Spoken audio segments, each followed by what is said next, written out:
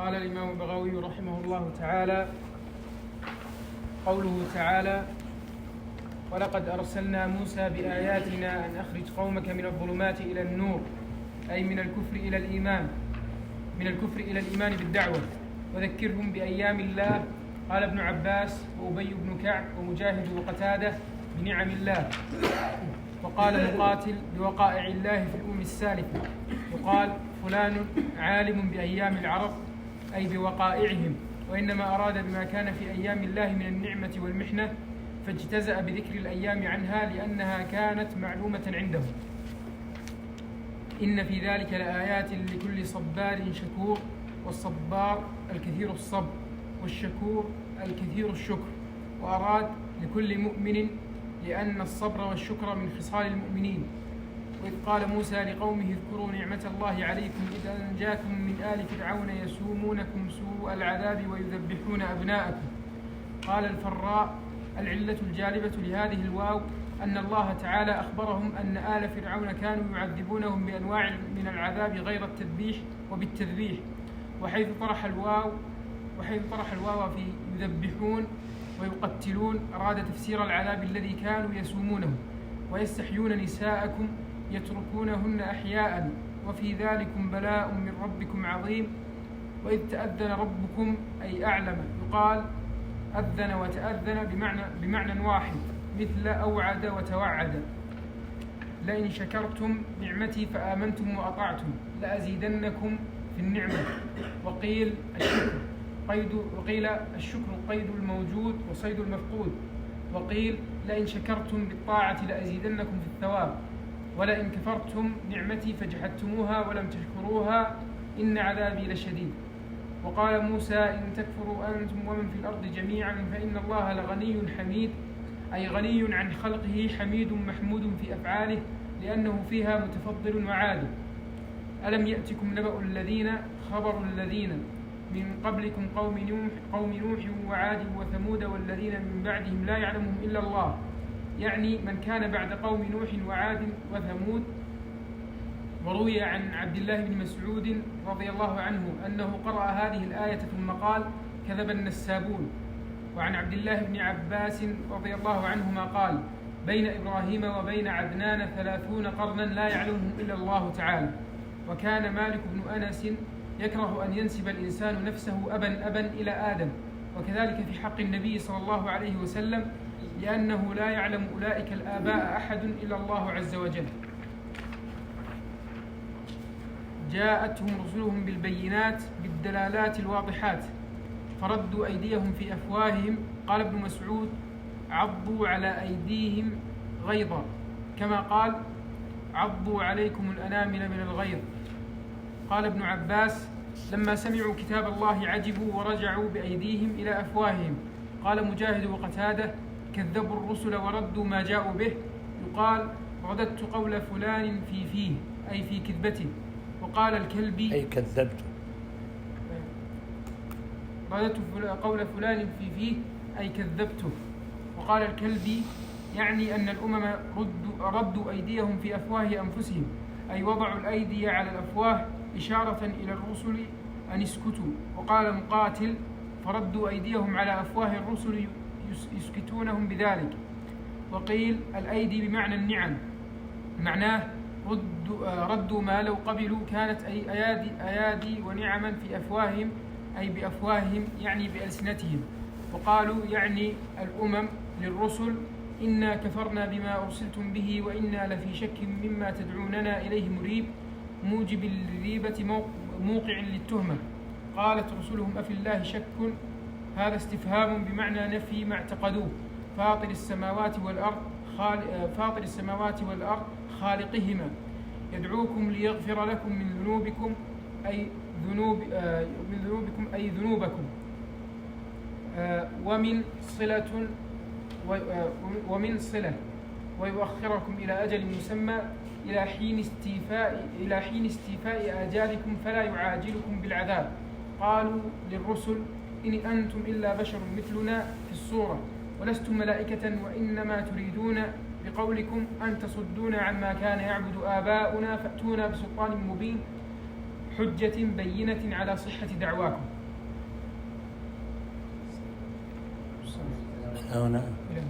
بعدها بسم الله الرحمن الرحيم. الحمد لله رب العالمين وصلى الله وسلم على نبينا محمد وعلى آله وصحبه أجمعين. اللهم علمنا ما ينفعنا وانفعنا بما علمتنا وزدنا علما يا رب العالمين. سبحانك لا علم لنا إلا ما علمتنا إنك أنت العليم الحكيم. يقول الله عز وجل: ولقد أرسلنا موسى بآياتنا أن أخرج قومك من الظلمات إلى النور وذكرهم بأيام الله إن في ذلك لآيات لكل صبار شكور. يذكر الله عز وجل نبيه موسى كثيرا في كتابه، وموسى هو رسول بني إسرائيل أرسله الله واختصه بكلماته بتكليمه وبرسالاته، فبلغ رسالة ربه إلى بني إسرائيل ودعاهم إلى الحق، وأراد بهم أن يخرجهم من الظلمات إلى النور كما أمره ربه عز وجل، وكما أمر الله عز وجل نبينا صلى الله عليه وسلم في أول هذه السورة: ألف لام را كتاب أنزلناه إليك لتخرج الناس من الظلمات إلى النور. فرسالة الأنبياء كلها واحدة: هداية ودلالة إلى الحق وإخراج من الظلمات إلى النور. فالله عز وجل من فضله وكرمه وإحسانه بالخلق أن يرسل إليهم الرسل ليهدوهم إلى الطريق المستقيم وليخرجوهم من الظلمات، ظلمات الجهل والغواية والشرك والضلالة، إلى نور الإيمان واليقين وإلى نور الطريق المستقيم الموصل إلى رضوان الله عز وجل وجناته. فهذه رسالة الرسل جميعا عليهم الصلاة والسلام. فكما أرسل نبينا صلى الله عليه وسلم أرسل من قبله الرسل، فهنا أشار إلى رسالة موسى عليه السلام، وأنه أرسله بالآيات البينات الدلائل الباهرات التي جاء بها فرعون وقومه فلم يستجيبوا له.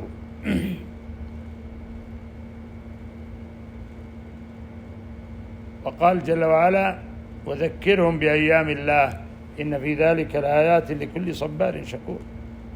يعني يذكرهم بالأيام السالفة، بالأيام السالفة في الأمم السابقة التي أوقع الله عز وجل عليهم عذابه ونصر رسله وأيدهم بالحق. فهذه أيام لله عز وجل مضت، ويمكن أيضا أن تفسر بالنعم، بنعم الله عز وجل عليهم. وهنا قال: إن في ذلك لآيات لكل صبار شكور.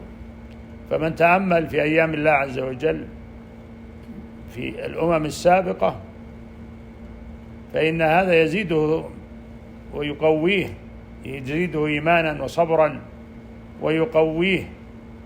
فقال: إن في ذلك لآيات لكل صبار شكور. وهنا صبار صيغة مبالغة، يعني الدائم الصبر القائم عليه. فالصبار يعني أشد معنى من الصابر، وزيادة المبنى زيادة في المعنى. إن في ذلك لآيات لكل صبار شكور، شكور لله عز وجل. ثم أيضا قال موسى عليه السلام لقومه تذكيرا لهم بنعم الله عليهم. هذا يدل على أن المقصود بأيام الله التي ما ذكرهم بها، ذكرهم بأيام الله يعني الوقائع التي وقعت في الأمم السالفة. وأما النعم فهي التي ذكرها الله عز وجل في الآية التي تليها. فقال الله عز وجل: وإذ قال موسى لقومه اذكروا نعمة الله عليكم. يذكرهم بنعم الله عز وجل عظيمة عليهم، ومن أعظمها وأجلها الإيمان به والاستجابة لأمره، حتى إن آل فرعون أوقعوا فيهم أنواع العذاب وساموهم سوء العذاب، فذكرهم موسى عليه السلام بنعم الله عليهم. ومن نعم الله عليهم بعد إيمانهم أن نجاهم من آل فرعون.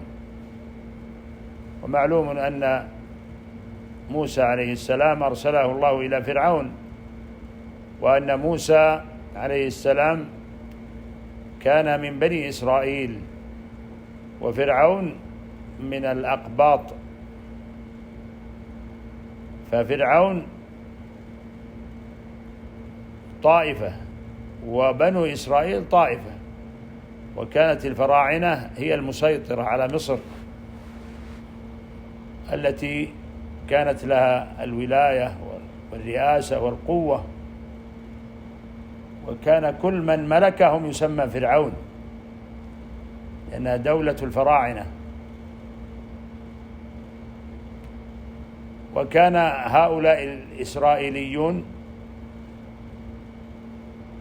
مستضعفين في الفراعنة وفي الأقباط، وهذا الاستضعاف بلغ مبلغا عظيما، من أنه كان فرعون وقومه يسومونهم سوء العذاب حتى بلغ بهم الأمر إلى أن يذبحوا أبناءهم ويستحيوا نساءهم، يعني يتركونها أحياء. وكان سبب ذلك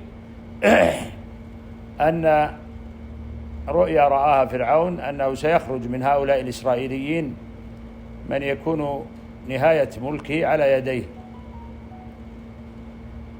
فخاف من هذه الرؤيا وقتل كل من ولد من بني إسرائيل، لأنه يحسب بأنه في تقتيله هذا يمنع هذا الظهور الذي سيظهر. ولم يزل يقتل فيهم حتى قال بعضهم إنك إن ضللت على هذا الأمر من قتل الرجال فإنه يوشك أن لا نجد من يخدمنا يكون في الخدمة، لأنهم سيقتلون كلهم. فاقترحوا عليه أن يقتل سنة ويترك سنة، فاقتضت حكمة الله عز وجل أن يولد موسى وهارون. موسى ولد في السنة التي يقتل فيها، وهارون في السنة التي لا يقتل فيها، كما قص الله عز وجل هذا الخبر في آيات كثيرة. ومن السور التي ذكرت قصة موسى وفرعون من أولها سورة القصص، طاسيم ميم، تلك آيات الكتاب المبين نتلو عليك من نبأ موسى وفرعون بالحق لقوم يؤمنون إن فرعون علا في الأرض وجعل أهلها شيعا يستضعف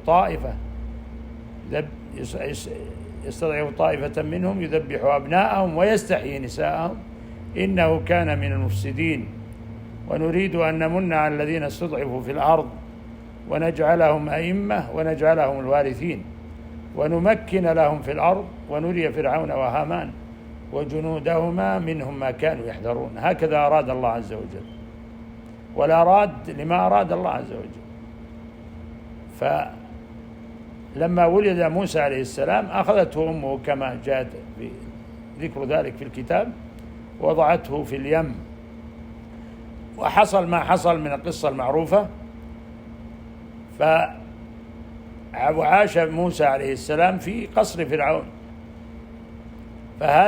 ثم حصل ما حصل من أنه قتل قبطيا وهرب وخرج إلى مدين، كله بتدبير الله عز وجل، كما قال الله عز وجل وجئت على قدر يا موسى. فقدر الله عز وجل هذه التقديرات العجيبة العظيمة التي انتهت بذهاب فرعون وبتملك موسى الأرض التي كان يستضعف فيها هو وقومه عليه الصلاة والسلام. وأورثنا الأرض إيش؟ وأورثنا بني إسرائيل إيش الآية؟ وأورثنا القوم الذين كانوا يستضعفون مشارق الأرض ومغاربها التي باركنا فيها، كما أخبر الله عز وجل في خبرهم وقصتهم. فهذا تقدير الله عز وجل. وهنا يذكر الله عز وجل، يذكر موسى عليه السلام بني إسرائيل هذه النعمة العظيمة التي حصلت لهم بأن الله نجاهم من هذا الطاغية فرعون الذي سامهم هو وقومه وآله سوء العذاب من تذبيح الرجال والأبناء، من تذبيح الذكور واستبقاء النساء واستحياء النساء، يعني استحياءها يعتركها أحياء. وفي ذلكم يعني في هذا الأمر الذي حصل لكم بلاء من ربكم عظيم. اقتضت حكمة الله أن يكون هذا الأمر ابتلاء من الله، أو يكون المقصود وفي ذلكم يعني في ذلك الإنجاء بلاء ونعمة من الله عز وجل. يعني نعمة البلاء هنا بالسراء أو النعمة بالضراء، وهذه كلها يتقلب فيها المؤمن، كما قال النبي صلى الله عليه وسلم: عجبا لأمر المؤمن إن أمره كله له خير، إن أصابته سراء شكر فكان خيرا له، وإن أصابته ضراء صبر فكان خيرا له. في رواية وليس ذلك إلا للمؤمن. وفي ذلكم بلاء من ربكم عظيم، يعني إما أن يكون في ذلك الإشارة إلى البلاء من فعل فرعون وآله ببني إسرائيل، أو بلاء وشدة، أو يكون أن النعمة التي أنعم الله عليهم بالنجاة من ذلك ابتلاء من الله، فإن شكروا فإن الله عز وجل يزيدهم، وإن كفروا فإن عذاب الله على من كفر شديد، من كفر نعمه شديد، كما قال بعدها. وهذا يدل على أن المقصود وفي ذلكم بلاء من ربكم عظيم نعمة إيش؟ النجاة، وأن الله عز وجل أنجاهم كما قال: إذ أنجاكم من آل فرعون يسومونكم. ثم قال الله عز وجل بعدها: وإذ تأذن ربكم لئن شكرتم لأزيدنكم. هذه تؤيد أن المقصود بذلكم بلاء من ربكم عظيما لنعمة إيش؟ الضراء ولا السراء؟ السراء، لأن الله عز وجل قال: وإذ تأذن ربكم لئن شكرتم لأزيدنكم، السراء وليست الضراء. يعني ذلكم الإشارة يمكن أن تكون متوجهة إلى الضراء، والضراء ما هي في هذه الآية؟ اللي هو تذبيح الأبناء واستحياء النساء، وأنهم كانوا يستضعفون كلهم في خدمة الأقباط. هذا كله بلاء بالضراء. والنعمة أن الله أنجاهم وملكهم الأرض، وأورثنا القوم الذين كانوا يستضعفون مشارق الأرض ومغاربها، كما أخبر الله عز وجل. وقول الله عز وجل بعدها: وإذ تأذن ربكم لئن شكرتم، هذا يدل على أن المقصود بلاء هنا بلاء السراء. فالإنسان بين نعمة يبتلى بها أو محنة يبتلى بها، فإن شكر في النعمة فإن الله عز وجل يزيده، وإن جزع في الابتلاء والمحنة فإن الله عز وجل يزيده من العذاب. فالواجب على الإنسان المؤمن الصبر في الابتلاء والشكر في النعماء، كما جاء في الحديث: من أمر المؤمن إن أمر المؤمن كله له خير، عجبا، النبي صلى الله عليه وسلم: عجبا لأمر المؤمن إن أمره كله له خير، إن أصابته سراء شكر فكان خيرا له، وإن أصابته ضراء صبر فكان خيرا له. وإذ تأذن ربكم، تأذن هنا معنى أعلم، وأذن أيضا أعلم، لكن تأذن زيادة كما سبق معنا في قول صبار، صيغة مبالغة وزيادة على المعنى، فكل زيادة في المبنى زيادة في المعنى. فإن الله عز وجل قال تأذن غير أذن، وهذا التأذن يعني أبلغ وأعلم الله عز وجل إعلاما مؤكدا، إعلاما بعد إعلام. هذا الإعلام المؤكد الذي الله عز وجل ذكره بصيغة الإبلاغ الشديد، هذا سنة الله عز وجل جعلها باقية في الخلق. وهذه السنة هي أن الشكر، أن النعم تدوم بشكرها، بشكر العبد لها، شكر الله عز وجل عليها، وأن النعم تفر وتذهب بكفرها. وإذ تأذن ربكم لئن شكرتم لأزيدنكم ولئن كفرتم إن عذابي لشديد. فشكر الله عز وجل من الأمور العظيمة التي ينبغي أن يكون العبد لاهجا بها بنعم الله عز وجل. ولقد أثنى الله عز وجل على أنبيائه بأنهم شاكرين لنعمه، كما قال جل وعلا عن نوح عليه السلام: ذرية من حملنا مع نوح إنه كان عبدا شكورا. قال عن إبراهيم عليه الصلاة والسلام: إن إبراهيم كان أمة حنيفا حنيفا ولم يكن من المشركين شاكرا لأنعمه اجتباه ربه وهداه إلى صراط مستقيم. فهؤلاء الأنبياء عليهم الصلاة والسلام حالهم الشكر، فالشكر من صفات المؤمنين العظيمة التي الله عز وجل أمر بها. وقال ابن القيم رحمه الله في شأن الشكر: إنه ظهور ظهور نعمة الله عز وجل على لسان عبده ثناء واعترافا، وعلى قلبه شهودا ومحبة، وعلى جوارحه انقيادا وطاعة. هذا هو الشكر.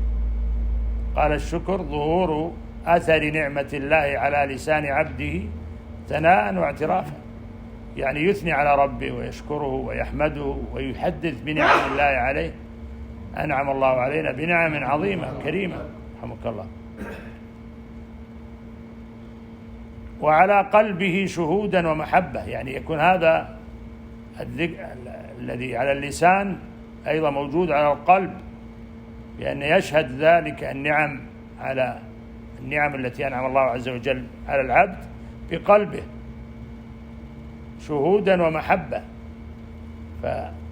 فالإنسان مفطور على محبة من أنعم عليه، والمنعم الأول جل وعلا هو الله. فتحب ربك عز وجل على ما أنعم به عليك من النعم الجليلة والعظيمة، والتي أعلاها نعمة الإسلام ونعمة الإيمان ونعمة الهداية. لذلك الله عز وجل ذكر ذلك في كتابه كثيرا.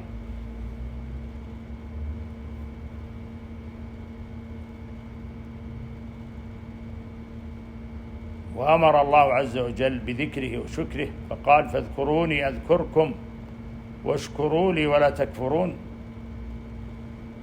وقال جل وعلا: أن اشكر لي ولوالديك. فتشكر لربك عز وجل الذي هو مسدي النعم لك ومغدقها عليك، ثم أيضا تشكر لوالديك اللذان هما سبب وجودك في الحياة. فالله عز وجل قرن حقهما بحقه في آيات كثيرة، في 7 آيات من كتاب الله عز وجل، ومن هذه الآية: أن يشكر لي ولوالديك، وقضى ربك ألا تعبدوا إلا إياه وبالوالدين إحسانا.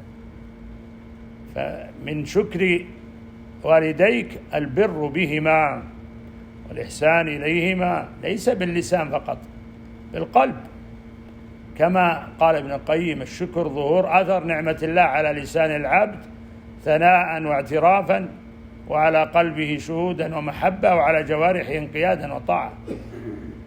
فليس تملقا باللسان فقط، بل لا بد أن يكون في قلبك صدق، محبة لوالديك، وشفقة ورحمة بهما. هكذا إذا تجد بعض الناس لسانه لطيف وحسن لكنه لا يوافق ما في قلبه، هذا خطأ. لا بد أن يكون القلب واللسان في كل الأحوال، وخاصة في شأن الشكر هنا كما قال ابن القيم رحمه الله. وكما أمر الله عز وجل بشكره أمر بشكر الوالدين، أن اشكر لي ولوالديك. قال جل وعلا: يا أيها الذين آمنوا كلوا من طيبات ما رزقناكم واشكروا لله إن كنتم إياه تعبدون. فأمر الله عز وجل بشكره، وأمر بذكره: اذكروني أذكركم واشكروا لي ولا تكفرون.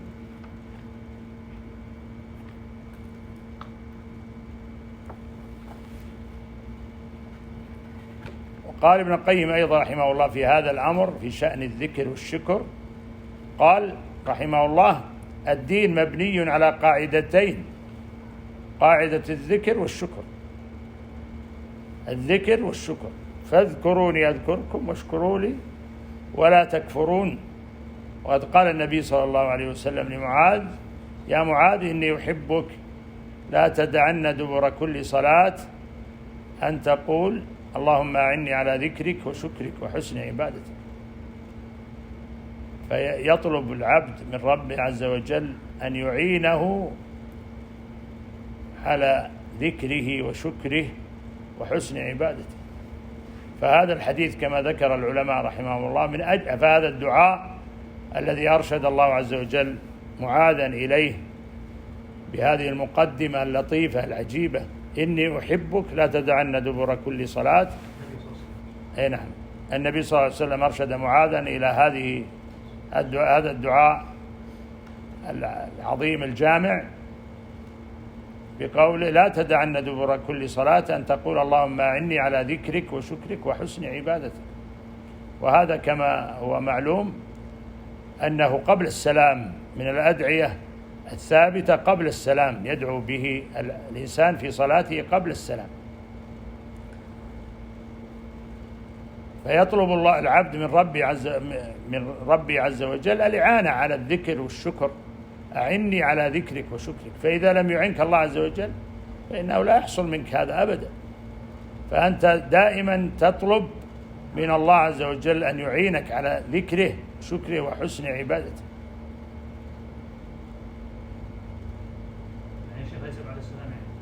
لا، قبل السلام، كما ذكر الشيخ الإسلام ابن تيمية رحمه الله، ذكر قاعدة في هذا، قال رحمه الله: وهي قاعدة جيدة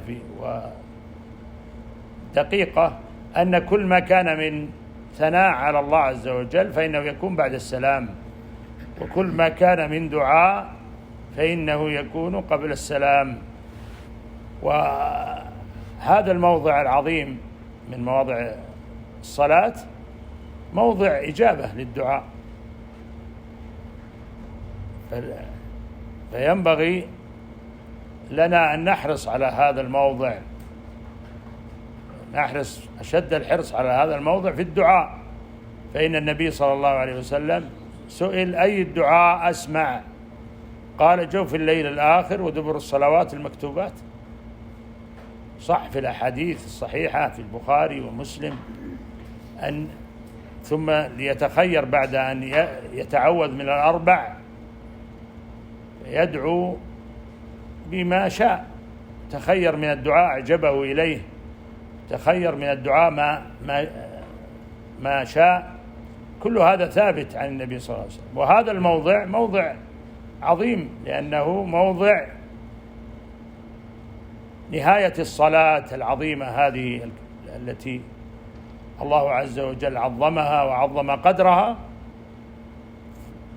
وجعلها مكونة من أفعال وأقوال جليلة عظيمة، ركوع وسجود وخضوع وتضرع بين يدي الله عز وجل. ثم في النهاية يجلس العبد في نهاية الصلاة لتشهد لينهي صلاته بين يدي ربه ويناجي ربه في صلاته، فيفتح الله له بابا السؤال في هذا الموضع الجليل، موضع الصلاة، في دبر الصلاة يعني قبل السلام.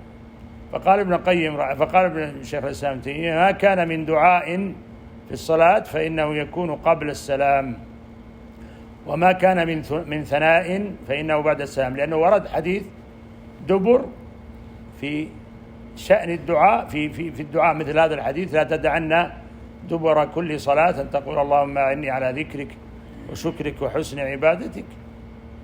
وأيضا من سبح الله دبر كل صلاة 33 وذكر الله كبر الله 33 وحمد الله 33 ثم قال تمام 100: لا إله إلا الله وحده لا شريك له، له الملك وله الحمد وعلى كل شيء قدير، غفرت له ذنوبه وإن كانت مثل زبد البحر. هذا متى؟ بعد السلام، لأنه ثناء.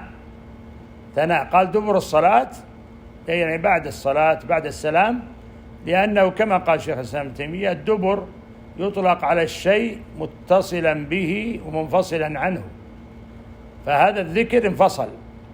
وأما الدعاء فإنه متصل به يعني متصل بالصلاة. فينبغي يا إخواني أن نحرص على الأدعية الثابتة عن النبي صلى الله عليه وسلم، ومن أعظمها وأجمعها هذا الدعاء الذي أرشد رسول الله صلى الله عليه وسلم معاذا إليه بقوله: يا معاذ إني أحبك لا تدعن دبر كل صلاة أن تقول اللهم أعني على ذكرك وشكرك وحسن عبادتك. وكذلك الدعاء الذي الرسول صلى الله عليه وسلم علمه أبا بكر الصديق رضي الله عنه، فإنه سأل النبي صلى الله عليه وسلم دعاء، قال: يا رسول الله علمني دعاء أدعو به في صلاتي. فقال: قل اللهم إني ظلمت نفسي ظلما كثيرا ولا يغفر الذنوب إلا أنت فاغفر لي مغفرة من عندك وارحمني إنك أنت الغفور الرحيم. فهذه أدعية عظيمة جامعة في مثل هذا المقام العظيم. فالمقصود أن الإنسان لا بد أن يلهج بذكر الله عز وجل، وأن يستعين بالله على شكره: أعني على ذكرك وشكرك، ويستعين على طاعته: إياك نعبد وإياك نستعين. ونقف على هذا والله أعلم، وصلى الله وسلم على نبينا محمد.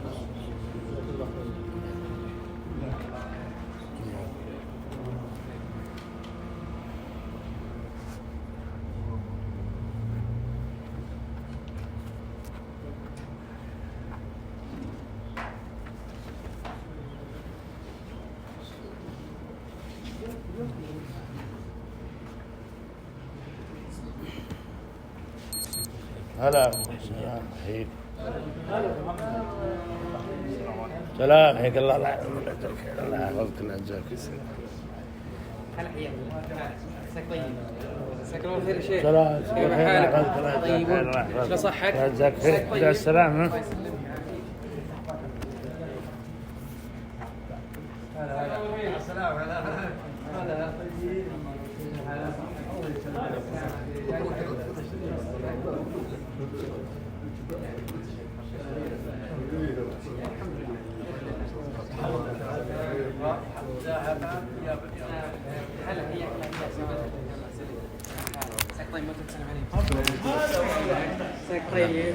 هلا بناصر الله خير تمسك. السلام عليكم. ان شاء الله هذول العيال ما شاء الله الله يصلحهم. الله يصلحهم. لا الله يصلحهم. لا تعال الله يجزاهم من ابوهم.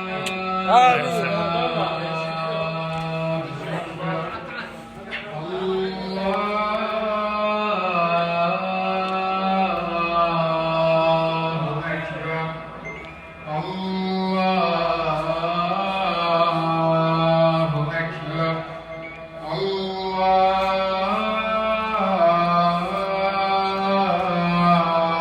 الله أكبر أشهد أن لا